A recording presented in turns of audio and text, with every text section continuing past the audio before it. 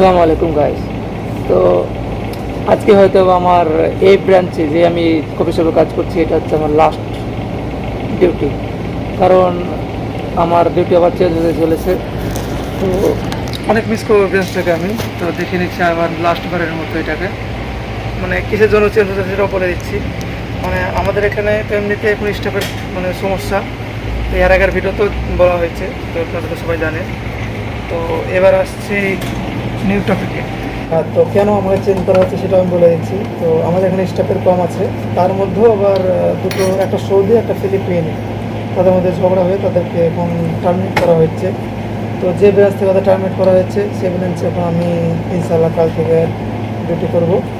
তো আমার তো ইচ্ছে করছে না যেতে, কারণ যেতেই হবে এখন, যেহেতু ওরাদের বলেছে এখন যেতেই হবে, কিছু করার নেই।